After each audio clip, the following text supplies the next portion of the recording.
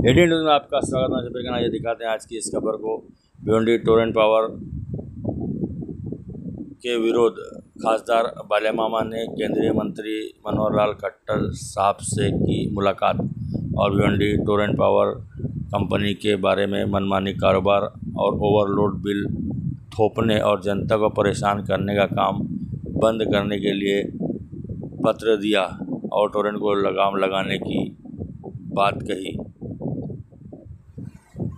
और पत्रकारों से बातचीत करते हुए खासदार बालेमामा ने क्या काल मी आइए सुनते हैं। आदरणीय केंद्रीय मंत्री मनोहरलालजी खट्टर साहेब यांची भिवंडी लोकसभा क्षेत्रातील भिवंडी शहर व ग्रामीण भागात वीज वितरण काम करत असलेल्या टोरंटो कंपनीविषयी भेट घेतली आणि टोरंटो कंपनीविषयी ज्या काही लोकांच्या तक्रारी आहेत, कारण साधारणतः 2007 पासून जानेवारी टोरंटो ही भिवंडीत आली, त्यानंतर आता जवळजवळ 18 वर्ष झाली आणि या 18 वर्षाच्या कालावधीमध्ये आपण पाहिलं असेल तर सगळ्यात मोठे मोठे मोर्चे हे टोरंटो कंपनीच्या विरोधात निघाले।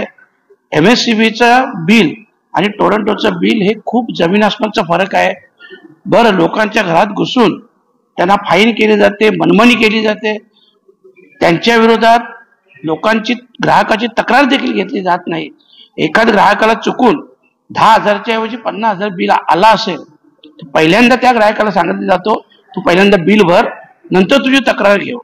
या सगळ्या गोष्टी ज्या चाललेल्या आहेत या आमच्या भिवंडी शहरातील खास करून सांगण्याचा उद्देश काय, भिवंडी शहरात आपण पाहिलं असेल तर 50%च्या वर लोक हे गरिबीमध्ये मोडतात, ज्यांचं उत्पन्न 10 ते 12,000 रुपये आहे।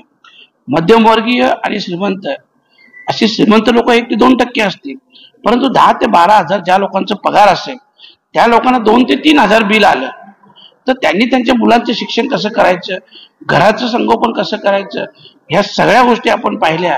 तर हे जे मनमानी कारभार चालू आहे टोरंटोचा, याच्या विरोधात मी काल आदरणीय खट्टर साहेबांना पत्र दिलं। त्यांनी देखील तत्काळ चौकशीचे आदेश दिलेले आहेत आणि येत्या काही दिवसात चौकशी त्याच्यावर होऊन मला पुन्हा बोलवलं जाईल अशा प्रकारचं आश्वासन आदरणीय खट्टर साहेबांनी दिलं। त्यांनी नेमका आदेश कुणाला दिले, तुमच्या समोर त्यांनी फोन कुणाला लावला अधिकाऱ्यांना की कारवाई करू असं? नाही, त्यांनी प्रत महाराष्ट्र शासन जे मंत्री महोदय आहेत त्यांना ती प्रत पाठवली माझ्या समोर। तुम्हाला अपेक्षा आहे याच्यावरती कारवाई होईल असं तुम्हाला अपेक्षा आहे? नाही, अपेक्षा तर कारवाईची आहे आणि कारवाई जरी नाही झाली 2027 ला टोरंटो कंपनीचा ऍग्रीमेंट संपतो, त्यानंतर बघा शेवटी मी आजही तुम्हाला सांगतो हे लोकशाही राज्य आहे।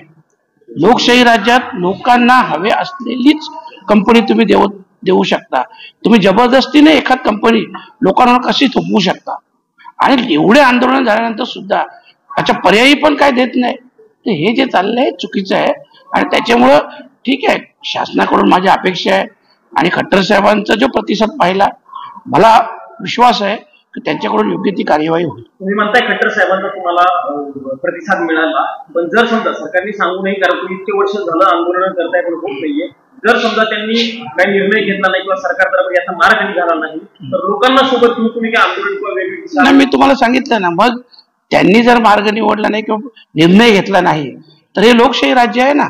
आम्हाला जे काय पाहिजे असेल, आम्हाला जर MSCB पाहिजे असेल, टाटाची पॉवर पाहिजे असेल तर आम्हाला काय मिळू नये? सरकार म्हणजे काय, सर्वसामान्य माणूस म्हणजे सरकार आहे ना, सर्वसामान्य माणूसच सरकार बनवतं ना। आणि अशा परिस्थितीत तुम्ही जर एखाद कंपनी जबरदस्ती थोपवत असाल तर ते आम्ही सहन करणार नाही। याच्या पुढचा जो विषय आहे तो लक्षात येईल सरकारचे, परंतु विश्वास आहे का याच्यातून मार्ग निघेल। सर, एक वेगळा प्रश्न असा आहे की विधान भवनात आपण बघतोय मंत्र्या आणि सगळ्याच्या दुसऱ्या लोकांच्या आपल्या कॅबिन चकाचक करतायत, करोडो रुपये खर्च करतायत, पण त्याच विधान भवनात आपली लायब्ररी आहे ती अशीच पडली आहे, तिथे जुन्या पुस्तकांचा खच दिसून येतं आणि ती लायब्ररी एकदम वाईट परिस्थितीमध्ये सध्या दिसून येते। खरं म्हटलं तर बघा, महाराष्ट्र शासनाने ह्या सगळ्या गोष्टीकडे लक्ष द्यायला हवं, कारण लायब्ररी सारखी जर गोष्ट असेल जिथं ज्ञान मिळते तर अशा गोष्टीवर प्रामुख्याने लक्ष दिलं पाहिजे। आपण पाहत असाल जर सरकारचे बंगले किंवा कॅबिन चकाचक होत असेल आणि एकीकडे PWDचे लोक कॉन्ट्रॅक्टर किंवा इतर ठेकेदार भीक मागो आंदोलन करत असेल तर हे शासनासाठी चांगली गोष्ट नाही आहे, याकडे शासनाने आवर्जून लक्ष द्यावं।